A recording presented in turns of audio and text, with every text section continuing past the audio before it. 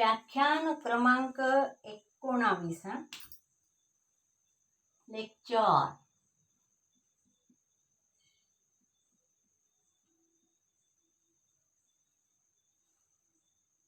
विषयः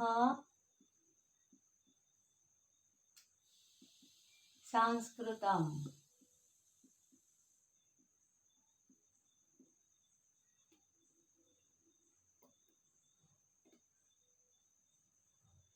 कक्षा म्हणजे वर्ग, द्वादशी कक्षा।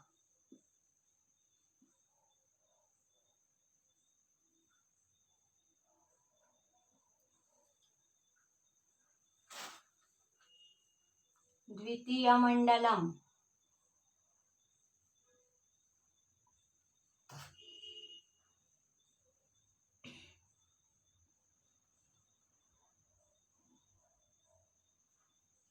प्रथमः पाठः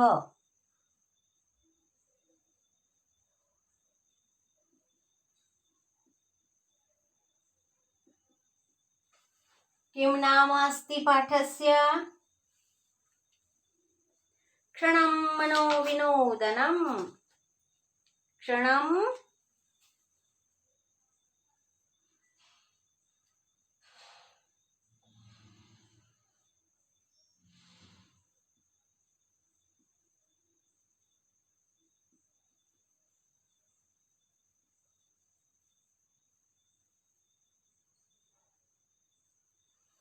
क्षणं मनोविनोदनम्। पाठस्य नाम अस्ति क्षणं मनोविनोदनम्।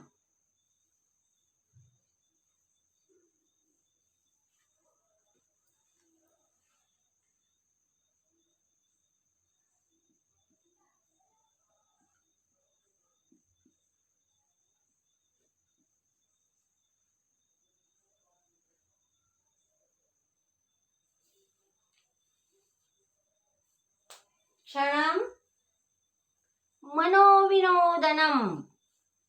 पाठस्य नाम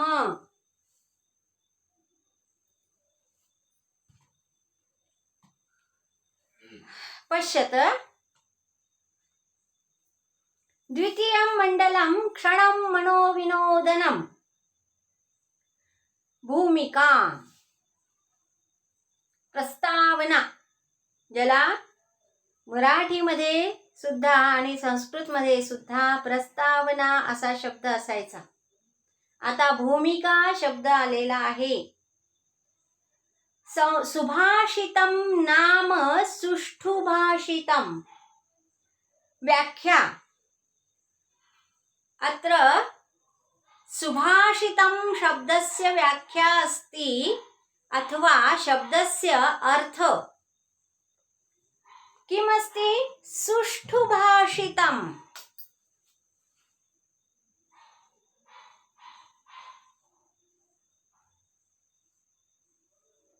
सुष्ठु भाषितम्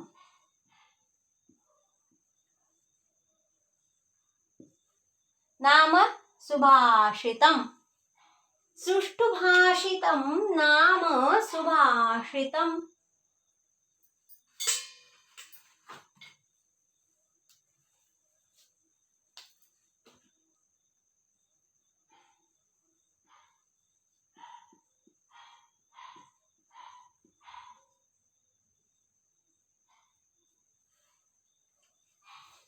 अस्य शब्दस्य व्याख्या पश्यत। सुभाषितं नाम सुष्ठु भाषितं। सुष्ठु शोभनं। मराठीमध्ये खूप चांगले विचार, सुविचार। सुविचार हा शब्द सुद्धा हा अर्थ व्यक्त करीत आहे। परं न केवलं सुष्ठु भाषितम् अपितु विनोदनम् अपि सुभाषितेषु विद्यते। विनोदनम् अपि सुभाषितेषु विद्यते। विनोदन, मनोविनोदन, मनाचा विरंगुळा सुद्धा आपल्याला सुभाषितामध्ये पहावयास मिळतो असं म्हटलेलं आहे. विनोदनम नाम मनोरंजनम. पुनः विनोदनम शब्दस्य अर्थ किमस्ति? विनोदनम नाम शब्दस्य अर्थ मनोरंजनम.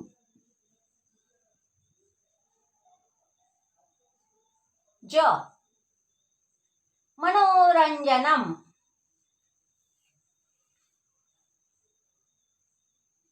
पुनश्च लिखामि.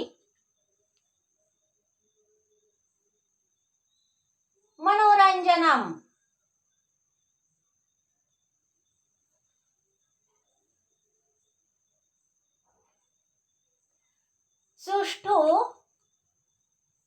सुष्ठु भाषितं विनोदनं मनोरंजनम. प्राचीने वाङ्मये विकीर्णानि विनोदन प्रधानानि सुभाषितानि अत्र संगृहीतानि.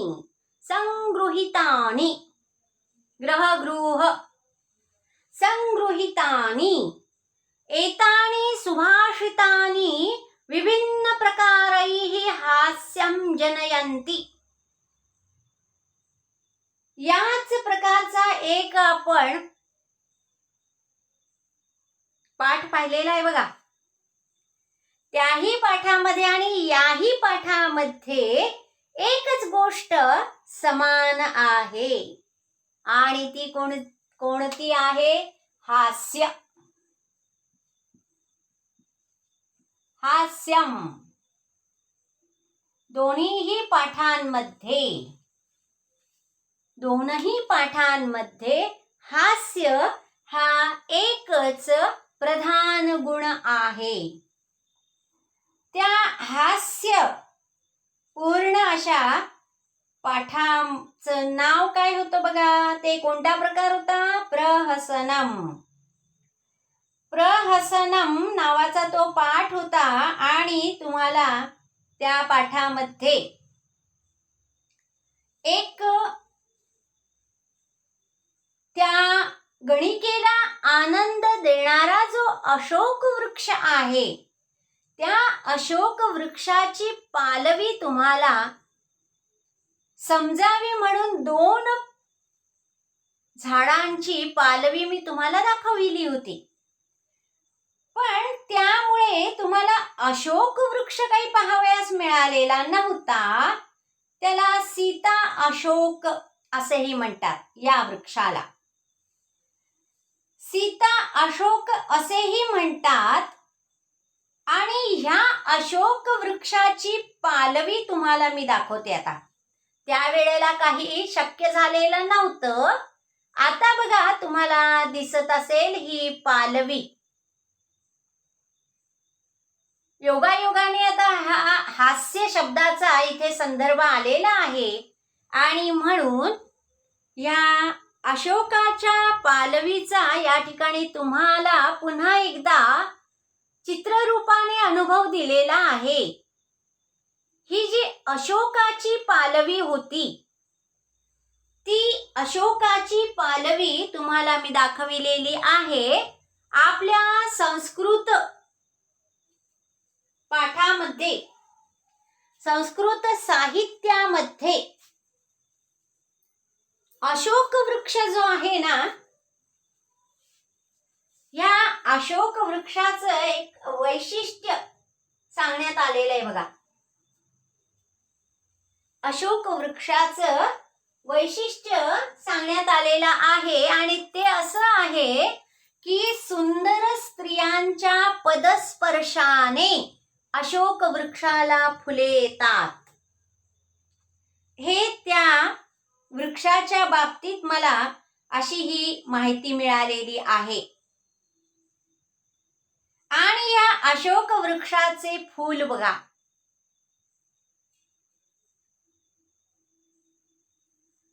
सीता अशोक म्हटलेले. अशोक वृक्षाचे 2 प्रकार सांगण्यात आलेले आहेत. एक अशा प्रकारचा वृक्ष आहे. इथे 2 प्रकारचे वृक्ष आहे बघा. हा जो वृक्ष आहे हा अशोक वृक्ष नाही असं त्यांनी म्हटलेलं आहे. त्याला नकली अशोक वृक्ष असं म्हटलंय. सीता अशोक हा अशोक वृक्ष कुणी म्हणतात, पण तो नाहीये असं त्यांनी म्हटलेलं आहे. तर हा जो अशोक वृक्ष आहे संस्कृत साहित्यामध्ये, तो अशोक वृक्ष कोणता आहे तुम्हाला आता दाखवला बघा मी, हा आहे. असो, तर एकूण काय, तर तुम्हाला या अशोक वृक्षाची पालवी दाखवायची होती की ज्यामुळे ती गणिका खूपच आनंदित झाली होती. त्या अशोक वृक्षाच्या पालवीमुळे ती गणिका जी आहे ती फार आनंदित झाली होती. तो हा अशोक वृक्ष. या अशोक वृक्षाची पालवी तुम्हाला दाखविल्यानंतर तुम्हाला मी आता ह्या पद्यपाठाकडे वळवीत आहे. हा पद्यपाठ शिकत असताना आपण एक गोष्ट समान पाहिली, ती म्हणजे हास्य. मागे जो आपण पाठ पाहिला होता प्रहसन या प्रकारातला होता तो, आणि त्या पाठामध्ये काय होतं, हास्यरस, है की नाही. इथे सुद्धा हास्यरस आहे. पहिल्या श्लोकाच्या वेळेलाच बघा, चित्र बघा तुम्ही. आता इथे हास्यरस कोणत्या श्लोकामध्ये कसा व्यक्त झालेला आहे चित्र पाहिलं. चित्रावरून तुमच्या लक्षात येईल या श्लोकामध्ये काय वर्णन आलेलं असेल. बघूया. उष्ट्राणां च विवाहेषु गीतं गायन्ति गर्दभाः परस्परं प्रशंसन्ति अहो रूपम् अहो ध्वनिः. अहो रूपम अहो ध्वनिः, एकमेकांची प्रशंसा. अहो हे जे शब्द आलेला आहे ना, हा अहो शब्द हा काय आहे, काय तुमचे रूप, काय तुमचा आवाज. प्रश्नार्थक काय शब्द नव्हे, काय या शब्दातून स्तुती केलेली आहे. काय तुमचा आवाज आहे, किती सुंदर आहे, किती सुंदर तुम्ही दिसत आहात असं म्हटलेलं आहे. एकमेकांची प्रशंसा. खरेच आहेत का. इथे त्यांना काय म्हणायचं आहे, काही लोक असे असतात एकमेकांची प्रशंसा करीत असतात. त्रयस्थ व्यक्तीने सांगायचं, हे जे प्रशंसा करीत आहेत ती खरी आहे का. इथे काय केलंय, उपहास आहे हा, खऱ्या अर्थाने का नाही. खऱ्या अर्थाने सुंदरता म्हटलेलं नाहीये. त्यांनी काय म्हटलेलं आहे की एकमेकांची स्तुती करण्याचा इथे प्रकार चाललेला आहे. आणि एक चित्र तुम्हाला दिसत आहे त्यामध्ये, स्तुती करणारा प्राणी. गीतं गायन्ति गर्दभाः परस्परं प्रशंसन्ति अहो रूपम अहो ध्वनिः. तुमचा आवाज, काय तुमचा आवाज, त्याला कोणी विरोध करू शकणार नाही. कोणीतरी पडताळून पाहिलंय का, हा आवाज खरंच चांगला आहे का, हे रूप खरंच चांगलं आहे का. हे कुणी पडताळून पाहिलेलं नाहीये.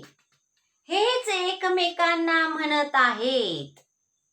अहो रूपम अहो ध्वनिः इति परस्परं प्रशंसन्ति. या विवाहामध्ये म्हणजे एकमेकांची स्तुती करणारे लोक असतात समाजामध्ये. त्रयस्थानी लक्ष द्यायचं. ही जी स्तुती चालली आहे ही कितपत मान्य होण्यासारखी आहे असं यातून सुचवायचे. पुढे बघा श्लोक क्रमांक 2. आता आपण कोणता पाहिलाय? श्लोक क्रमांक 1 आणि ते काय आहे? उष्ट्राणाम. उष्ट्र अर्थात उंट, मराठीमध्ये उंट. उष्ट्राणाम विवाह. हा विवाह कुणाचा चाललेला आहे बरे? उंटांचा विवाह.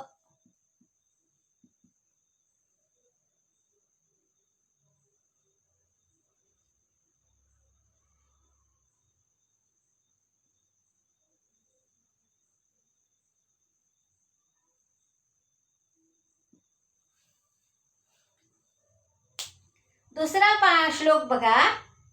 इथे छंद दिलाय बर का. या श्लोकाचा छंद आहे अनुष्टुप. ते गायनासाठी आहे. तो श्लोक आपल्याला तालबद्ध म्हणावयाचा आहे. तर छंदोबद्ध रचना म्हणतात ना, त्याच पद्धतीने ते वाचन. अनुष्टुप छंद. दुसऱ्या श्लोकात पण तेच आहे, अनुष्टुप छंद. तृणाल लघुतर स्थूल स्थूलादपि च याचकः वायुना किं न नीता नीतोऽसि असौ मामयं प्रार्थयेदिति. आपण याचा आधी अन्वय बघूया. या अन्वयामुळे थोडीशी आपल्याला मदत होईल. ही काय आहे कल्पना? या श्लोकामध्ये काय म्हटलेलं आहे? तृणात लघुतरः तूलः. हा तूल शब्द आहे ना, कार्पास विशेष म्हटलेला आहे. तृणाल लघुतर.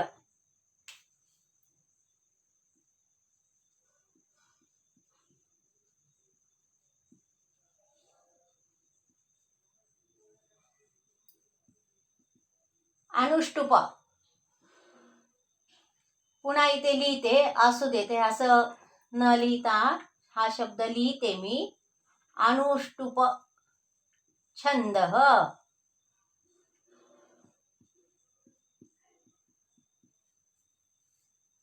अनुष्टुप छंद.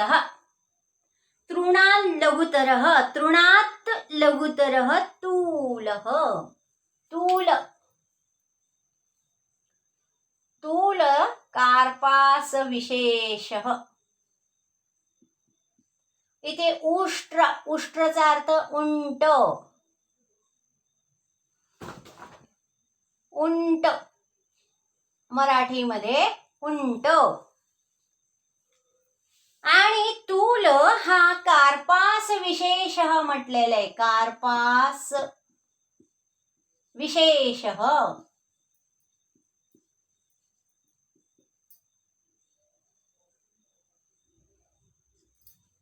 कार्पास विशेषः. तृणाल लघुतरः तूलः. तृण अर्थात वाळलेले गवत हलके असते. त्याहूनही वजनाने हलके कापूस वाऱ्याने सहज उडतो. तृणातपि लघुतरः याचकः. त्यापेक्षाही लहान आहे याचक. लघुतर हा शब्द बघा, तरतम भाव. अधिक्य दाखवायचं आहे, न्यूनत्व नाही, अधिक्य. तृणात लघुतरः याचकः. याचक, याचक अर्थात मागणारा. तर्हि वायुना असौ किं न नीतः. वायूकडून हा याचक, वायुना म्हणजे वायू या याचकाला, किं न नीतः, वायूकडून याचक कोठे काय बरे घेऊन जात नाही, किंवा हा वायू कुठे बरे याचकाला नेत नाही. अयं मामपि प्रार्थयेत इति. हा म्हणतो मला सुद्धा असं प्रार्थना करीत आहे, अशी प्रार्थना करतो. तर्ही म्हटलंय, तरी सुद्धा हा याचक प्रार्थना करतो. अयं माम, हा मला सुद्धा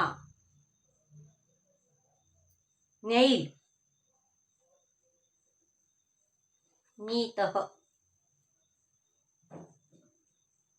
पुढचा श्लोक बघा. भो दारिद्र्य नमस्तुभ्यं सिद्धोऽहं त्वत्प्रसादातः. क्षमस्व.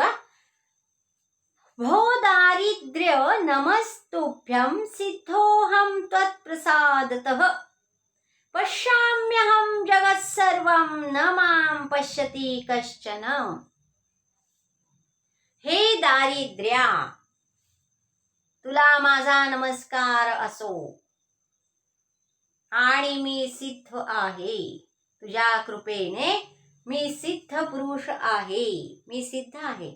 सिद्ध म्हटले ना, विसर्ग आहे म्हणजे पुरुष, सिद्ध पुरुष. सिद्ध आहे, मी सिद्ध आहे. हा पुरुष म्हणतो आहे, हा माणूस म्हणतो आहे. दारिद्र्याला उद्देशून म्हणतो आहे कवी. दरिद्रः कवीही वदती, अर्थात माणूस. दरिद्री कवी म्हणतो आहे भो दारिद्र्यम, भो दारिद्र्य नमस्तुभ्यम अहं त्वत्प्रसादतः सिद्धः जातः. मी तुझ्या कृपेने सिद्ध झालो आहे. यत् अहं सर्वं जगत् पश्यामि किंतु कश्चन मां न पश्यति. कारण मी सर्वांना पाहू शकतो,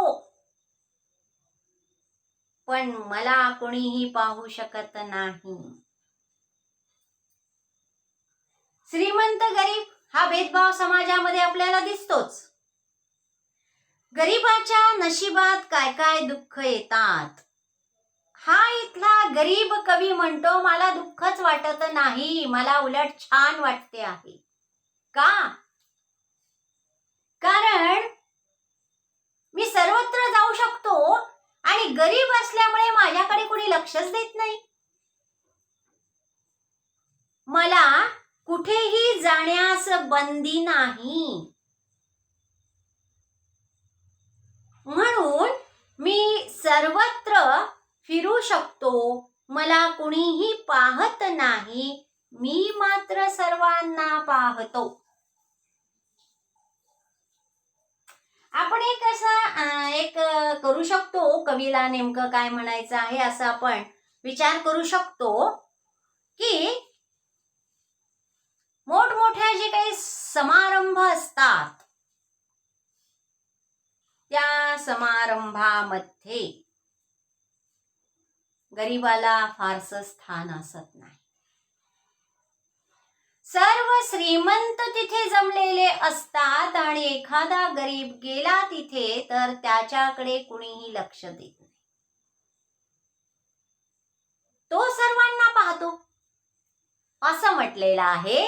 तो सर्वांना पाहतो, त्याच्याकडे कुणीही लक्ष देत नाही, आणि म्हणून तो म्हणतो मी एक सिद्ध पुरुष आहे आणि मी तुझं स्वागतच करतो आहे. तुला मी तिरस्कृत करीत नाही. गरिबीला कोणी स्वागत करेल का? गरिबी कुणाला हवी आहे का?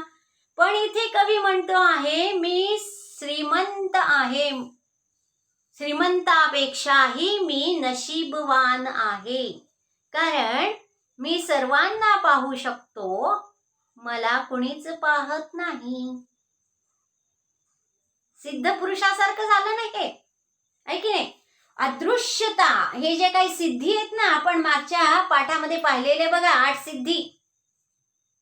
8 सिद्धी ज्या आहेत, त्या सिद्धींच्या आधारे व्यक्ती आपल्या इच्छेनुसार,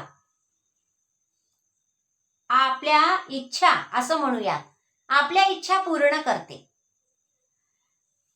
आपण देव दानवांचं युद्ध बघतो, ते दानवांचं म्हणायचं नाहीये त्या ठिकाणी, दानव इथे उदाहरण नाही देत आहे, परंतु ते त्यांचे जेव्हा युद्ध चालतात ना, ते त्यांच्या इच्छेनुसार छोटे होतात, मोठे होतात.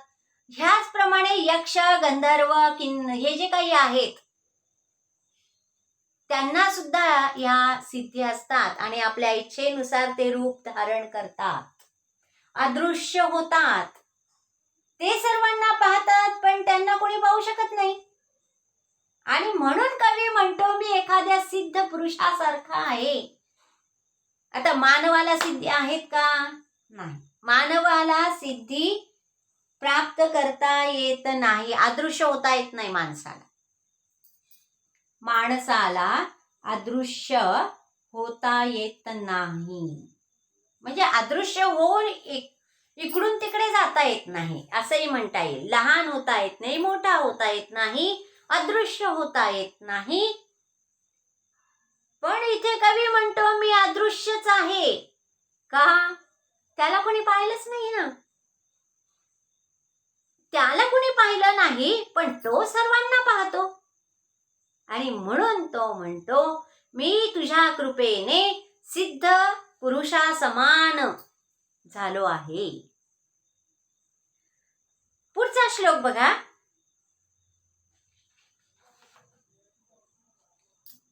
इथे लक्षात आलं तुमच्या? असं मला वाटतं. तिसरा श्लोक आपण कोणता पाहिला? भो दारिद्र्य. भो, इथे विसर्ग आहे बरं का. भो दारिद्र्य, भोह दारिद्र्य.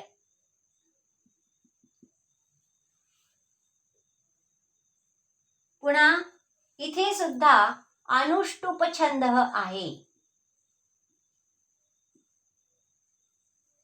अनुष्टुप छंद.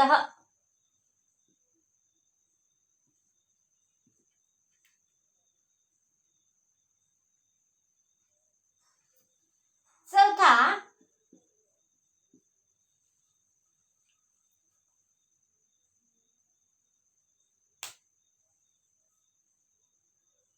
अद्यापि दुर्निवारं स्तुतिकन्या वहति कौमारम्. अद्यापि दुर्निवारम्.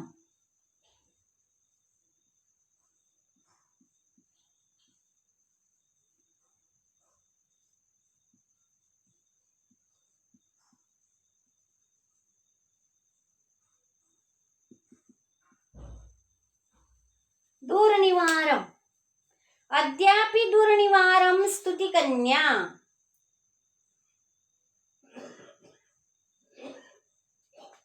कौमारं वहति.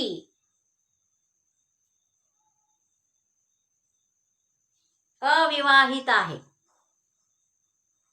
ही स्तुतिकन्या अद्यापि अविवाहित आहे. यतः सा सद्भ्यः न रोचते, अस्यैपि असन्तः न रोचन्ते. ही अविवाहित का राहिली? स्तुतिकन्या अविवाहित राहिलेली आहे का? तर सज्जनांना ती आवडत नाही आणि जे सज्जन नाहीत ते तिला आवडत नाहीत. आलं ना लक्षात? बघा, स्तुती कुणाची केली जाते? स्तुती कुणाची केली जाते? जो चांगला वागतो, जो नियमांचं पालन करतो, जो खोटेपणा करत नाही, जो दुसऱ्यांची निंदा करत नाही आणि खोटी स्तुती सुद्धा करीत नाही, जो विद्वान आहे, खराखुरा विद्वान आहे, तो स्तुती करण्यास योग्य असतो. खराखुरा विद्वान. विद्वत्ता ही खरीखुरी असली पाहिजे. आपण आता पाहतो स्वयंघोषित विद्वान जास्त आढळतात आपल्याला. स्वयंघोषित. दुसऱ्यांनी म्हटलं पाहिजे ना, खरंच तुम्ही विद्वान आहात, त्याचे पुरावे मिळाले पाहिजे, त्याचं सर्व काही वागणं बोलणं सर्व काही लोकांना कळलेलं असलं पाहिजे आणि कळवलं गेलेलं असलं पाहिजे. दोन्ही पण आपण म्हणूया, त्याची प्रचिती आली पाहिजे. एखाद्या व्यक्तीच्या विद्वत्तेची प्रचिती आली पाहिजे. तो वागतो, बोलतो तसा वागतो, अर्थात चांगलं. वाईट बोलणं कुणाला आवडणार आहे का? आणि वाईट वागणं पण नाही आवडणार कुणाला. स्तुतीला कसं काय आवडेल? स्तुती म्हणजे काय आहे? चांगलेपणा. स्तुतीच्या विरोधात कोणता शब्द आहे? निंदा. ही स्तुती जी आहे अद्यापि विवाहितच झालेली नाही, अविवाहितच आहे. आता बघा, पूर्वीचे लोक आहे ना, आत्मस्तुतीला महत्व देत नव्हते, स्वतःच्या स्तुतीला महत्वच देत नव्हते, स्वीकारतच नाहीत. काही सज्जन, काही म्हणण्यापेक्षा सज्जनच म्हणूया पूर्णपणे, काही शब्द नकोच, कारण सज्जन दुर्जन हे दोनच भाग आहेत. तर सज्जन जे आहेत त्यांना स्तुती आवडत नाही, ते कार्याला महत्व देतात. ते विद्वत्ता प्राप्त करतात, ते कुणी स्तुती करावी म्हणून नाही. म्हणजे काय अर्थ इथे? स्तुती स्वीकारतच नाहीत ते, मग स्तुती अविवाहितच राहिली. बरं, स्तुतीला दुर्जन आवडत नाहीत, म्हणजे स्तुतीने दुर्जनाशी विवाह केलेला नाही, कारण तिला ते आवडत नाही. आणि सज्जन तिला आवडतात, पण सज्जनांना ती आवडत नाही.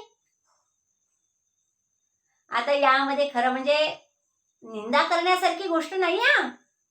हा मनाचा मोठेपणा म्हटलं जातं.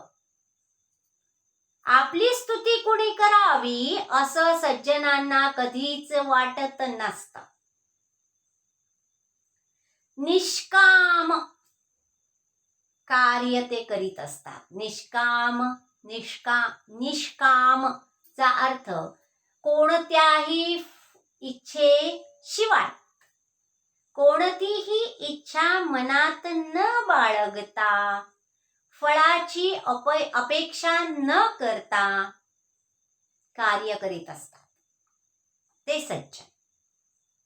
त्यांच्यामध्ये खोटेपणा नसतो, ते खरेखुरे विद्वान असतात, ते नियमांचे पालन करणारे असतात, ते दुसऱ्यांना पालन करायला लावतात नियमांचं, ते खोटं बोलू देत नाहीत कुणाला.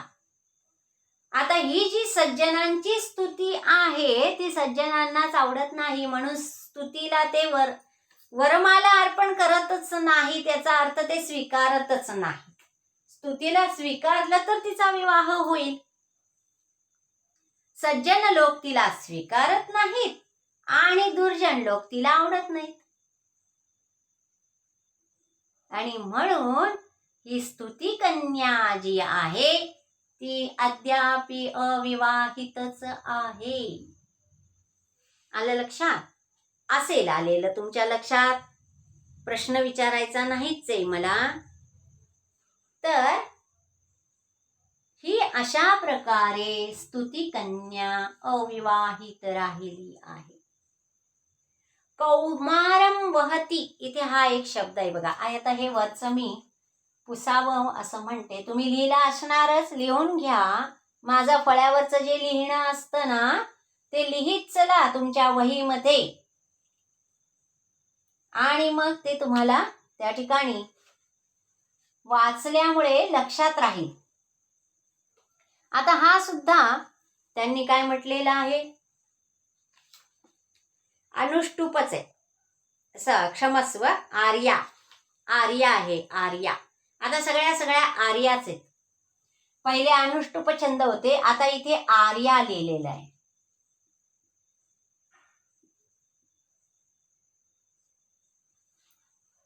कौमारम वहती याचा अर्थ काय? कुमारिकाच आहे ती अजून.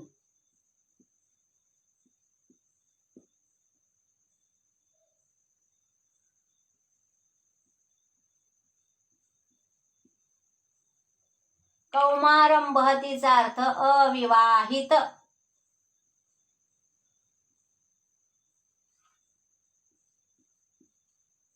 अविवाहित मी सांगते ते लिहा. इथे थोडस खाली शब्द आल्यामुळे जर तुम्हाला दिसत नसेल तर सांगते. कौमारम वहती म्हणजे अद्यापही अविवाहित आहे. ही स्तुतिकन्या अद्यापि अविवाहित आहे.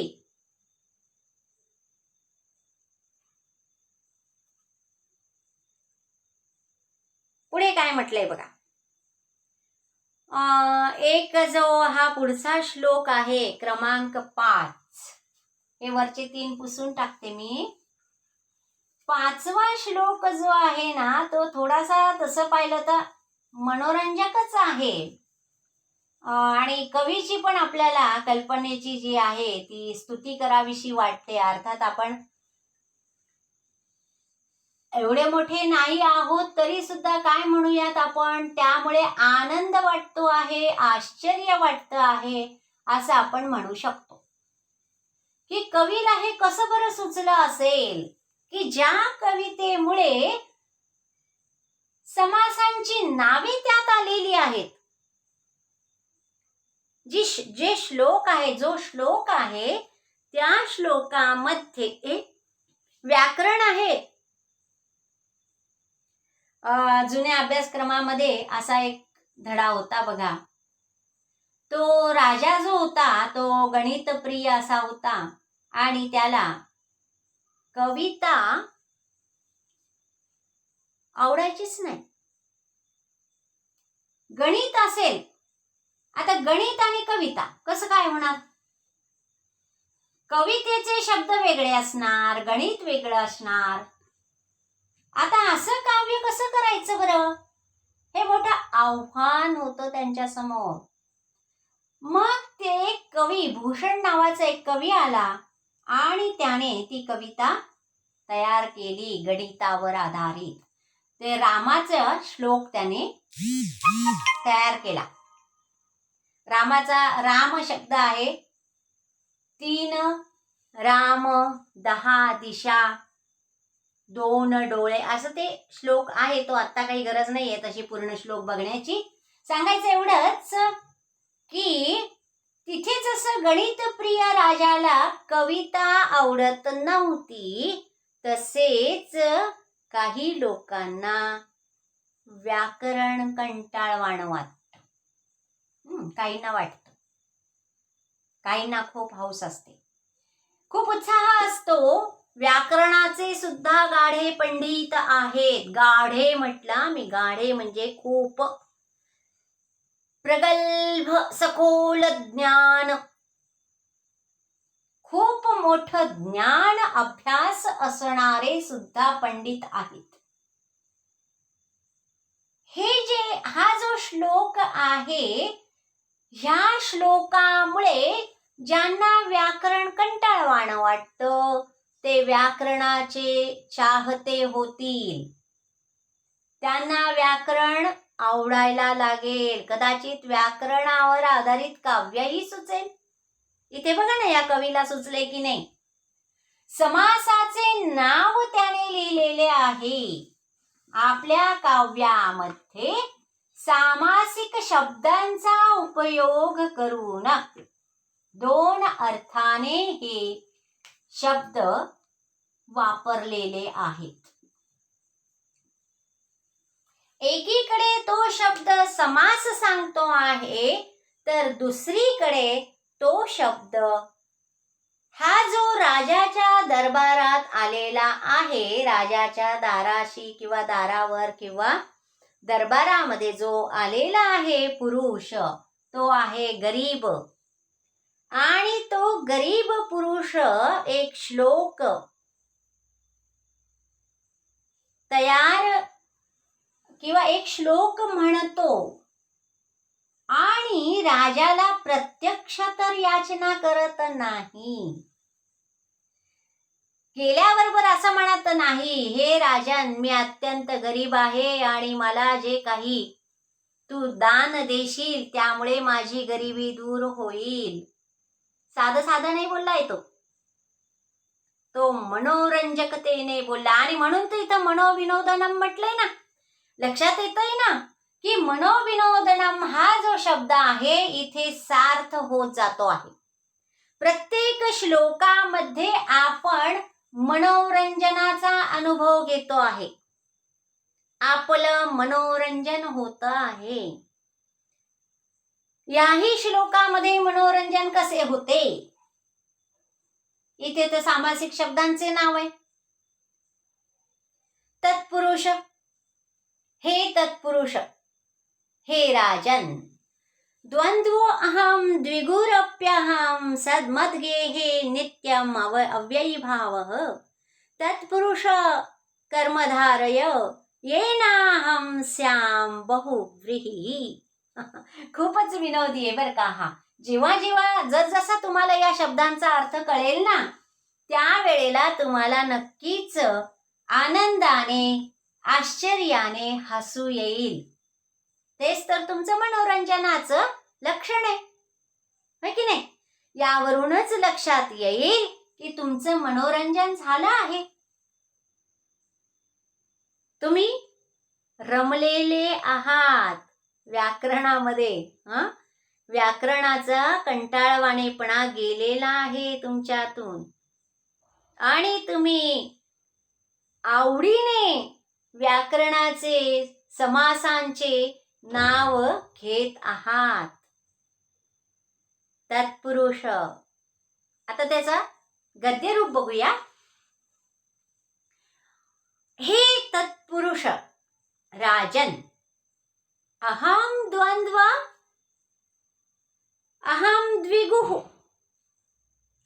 अपि मम गेहे, किंतु कंसामध्ये दिलेले शब्द बघा, हे किंतु शब्द कंसात आहे. किंतु मम गेहे नित्यम अव्ययीभावः तस्मात् मे किमपि कर्मधारय येनाहं बहुव्रीहि स्याम मम समीपे प्रभूतं धन्यं भवेत्. हा काम मागतो आहे. दान मागत नाहीये, काम मागतो आहे. हा श्लोक आपण नंतरच्याच तासाला पाहणार आहोत. थोडीशी तुम्हालाही उत्सुकता राहू द्या. या श्लोकामध्ये नेमकं काय म्हटलेलं आहे? तुमचं मनोरंजन आणि कुतूहल हे वाढवणारं ठेवूयात. म्हणून हा श्लोक आपण नंतरच्या तासात पाहणार आहोत. कोणता? द्वंद्वोऽहं द्विगुरप्यहम. द्वंद्वोऽहं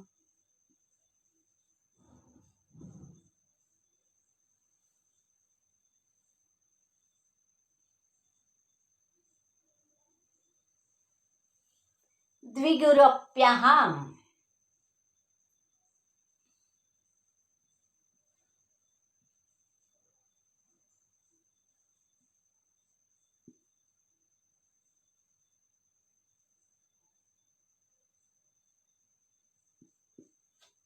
द्वंद्वोऽहं द्विगुरप्यहं. हा श्लोक नंतरच्या तासात पाहणार आहोत. आजच्या तासाला किती श्लोक पाहिलेत आपण? सहज सांगता येईल तुम्हाला, जर इकडे लक्ष असेल, जर तुम्ही रमलेले असाल तर तुमच्या लक्षात येईल आज आपण एकूण किती श्लोक पाहिलेले आहेत. पूर्ण झालेले 4 आणि कुतूहलासाठी ठेवलेला 5वा वाचून झालाय, स्पष्ट करणे थांबवलेले आहे. तुम्ही यात रमले पाहिजे ना, विसरायला नको. तेव्हा मुद्दामच हा अशा प्रकारे श्लोक ठेवून तुम्हाला या पाठामध्ये रमवण्याचा प्रयत्न करणार आहे. असो, तर आज आपण 1 ते 4 श्लोक पाहिले. पहिल्या श्लोकात पाहिलं, लोक एकमेकांची स्तुती करीत असतात. त्रयस्थ जी व्यक्ती आहे ती मात्र आश्चर्यचकित होते, कारण स्तुती करण्यासारखं त्यांना काही आढळतच नाही. त्यानंतर आपण काय पाहिलेलं आहे? दुसरा श्लोक याचकाचा, की वाळलेलं गवत हलकं असतं, कमी वजनाचं असतं, मग कापूस आहे तो अजून कमी असतो, त्याहूनही कमी दरिद्री असं क्षमस्व याचकाला म्हटलेलं आहे. मग तिसऱ्या श्लोकामध्ये आपण काय पाहिलेलं आहे? दरिद्री कवी म्हणजे अत्यंत गरीब. दरिद्रीचा अर्थ अत्यंत गरीब कवी. त्याने काय म्हटलंय स्वतःला? सिद्ध पुरुष. कसं काय म्हटलं? एखादी सिद्धी प्राप्त असलेली व्यक्ती आपल्या इच्छेनुसार जे काही घडवून आणते, दृश्य होणे, अदृश्य होणे, लहान होणे, मोठे होणे, इकडं दिसणे, तिकडं दिसणे, वर दिसणे, खाली असणे, ह्या सर्व ज्या काही चमत्कारिक गोष्टी करतात ते सिद्ध लोक म्हणतात. आणि हा कवी म्हणतो, मी सुद्धा अशांपैकी एक आहे. कशाच्या आधारे म्हणतोय तो? त्याला कोणीच पाहत नाही, तो सगळ्यांकडे पाहतो, त्याला सगळे दिसतात. पण जे लोक त्याला पाहत नाही त्यांना हा दिसतो का? नाही दिसत. आणि चौथा श्लोक ज्यामध्ये आपण पाहिलेला आहे, स्तुती कुणाला आवडते आणि स्तुती कुणाला आवडत नाही. आवडत नाही म्हणण्यापेक्षा स्तुती कुणाला वरू इच्छिते आणि स्तुती कुणाला नापसंत करू इच्छिते, हे जास्त संयुक्तिक राहील.